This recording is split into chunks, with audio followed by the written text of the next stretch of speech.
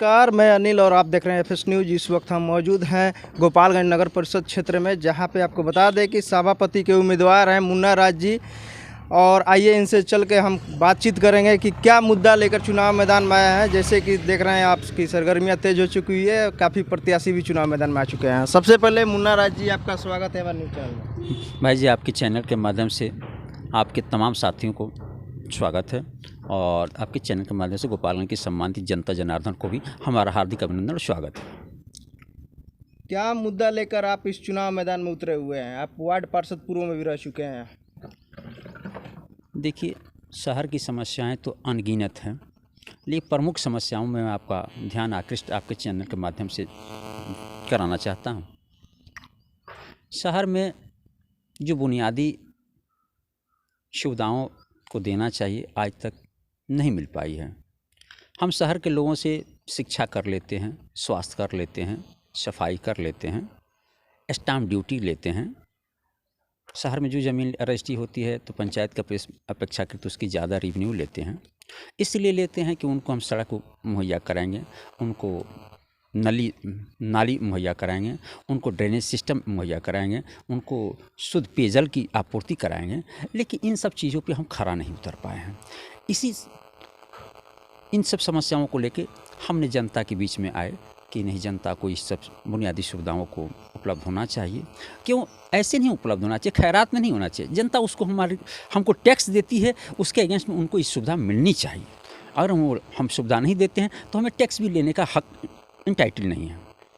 आपके गोपालगंज नगर परिषद में स्वास्थ्य को लेकर काफ़ी समस्या है। जैसे देखा जा रहा है कि हल्का सा भी पानी आ जाता है, बस स्टैंड में देख लीजिए, वहाँ पे मतलब कचड़े का अंबार लग जाता है, पूरा एकदम कादो वहाँ पे इकट्ठा हो जाते हैं। इसको लेकर क्या कहिए? बस स्टैंड जिसमें उसका रेवेन्यू भी सरकार को देते होंगे। देखिए, बस स्टैंड तो एक्चुअल पूछिए तो उसी वार्ड में से हम आते भी हैं और उसी वार्ड के पार्षद हमारी अभी बहन भी हैं और उसमें 2 वार्ड का वो स्टैंड है, वार्ड नंबर 21 और 22, जहाँ की पार्षद मेरी बहन भी हैं और 21 के पार्षद बगल के पार्षद महोदय हैं।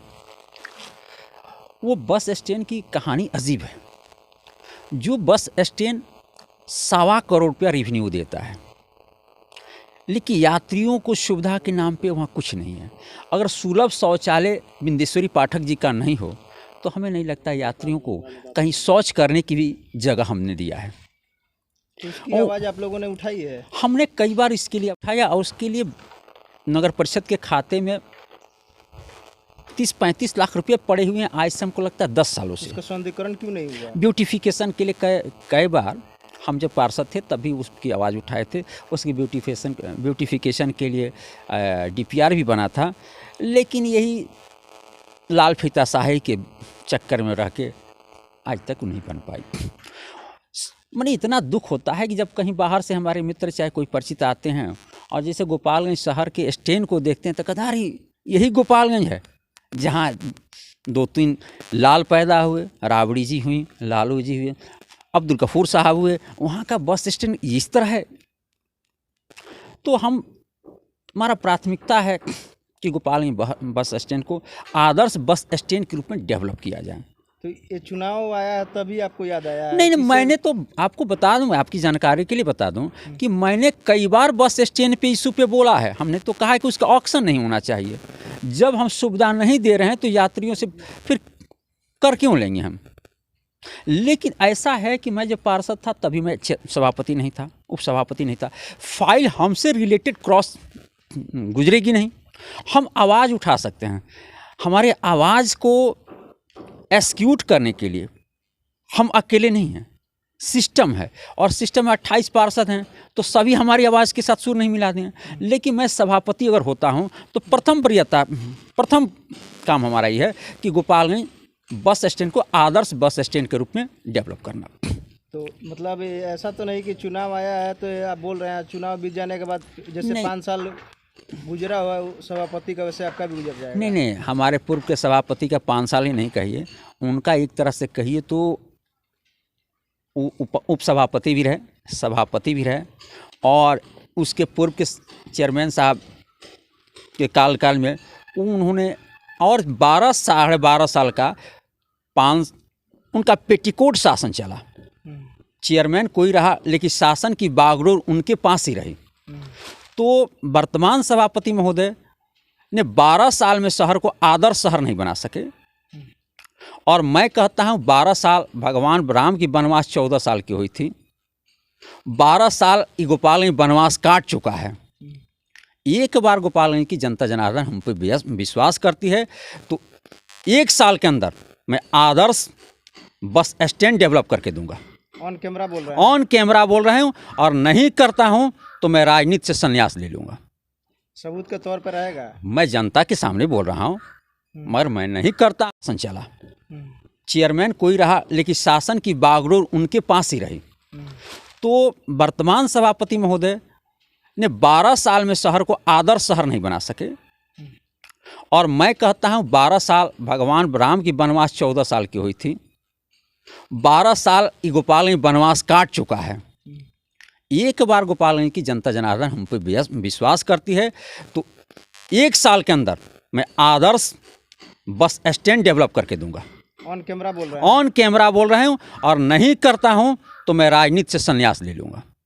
सबूत के तौर पर रहेगा? मैं जनता के सामने बोल रहा हूँ, मगर मैं नहीं करता हूँ तो मैं राजनीति की फिर बात नहीं करूँगा आपके सामने। मैं शपथ के साथ कह रहा हूँ इस बात को। ऐसा नहीं है कि ऑफ द रिकॉर्ड मैं बोल रहा हूँ, ऑन द रिकॉर्ड बोल रहा हूँ, डॉक्यूमेंट्री बोल रहा हूँ कि 1 साल के अंदर मैं बना के दूंगा। जैसे भी होगा शहर को सुंदर बनाऊंगा, और प्रथम वरीयता के क्रम में मैं बस स्टैंड को डेवलप करूंगा। उसी क्षेत्र से मैं भी आता हूं। बच्चे जब जाते हैं, एंकर साहब, बड़ी दुख होता है। छोटे छोटे बच्चे जाते हैं, बारिश थोड़ी सी होती है, गिर जाते हैं, रोने लगते हैं। उनके माँ बाप गिरने के बाद बच्चों को ही मारते हैं, ठीक से नहीं चलते हो। वो बच्चे बेचारे नौनिहाल, उनकी कौन सा कसूर है? कपड़े गंदे हो जाते हैं, माँ इसलिए मारते कि फिर मुझे धुलना पड़ेगा। और मैं देख के हृदय द्रवित हो जाता है, लेकिन मैं क्या करूं? मैं बेबस मेमना की तरह। इतने सारे प्रत्याशी चुनाव मैदान में आए हुए हैं, आप अपने आप को कहाँ देख रहे हैं? देखिए, मैं तो इस शहर के लोगों के लिए आजमाया हुआ हूँ कि मुन्ना राज के कथनी और करनी में कोई अंतर नहीं होता, विभेद नहीं हो सकता है। मुन्ना राज जो कहता है वही करता है, जो करता है वही कहता है। और यह गोपालगंज की जनता से आप पूछेंगे तो कहेगा नहीं, वसूल से समझौता नहीं करता है। वसूल के लिए पूरी दुनिया को छोड़ सकता है। सिद्धांत से समझौता करके जीना मुन्ना राज की फितरत नहीं है। क्या कुछ कहना चाहिएगा जो भी दर्शक आपके क्षेत्र की जनता देख रहे हैं? मैं जनता से आग्रह करूंगा, करवत प्रार्थना के साथ आग्रह करूंगा कि इसमें बहुत धन बल वाले, बाहुबल वाले, बहुत तरह के बगरूपिये आएंगे चुनाव में।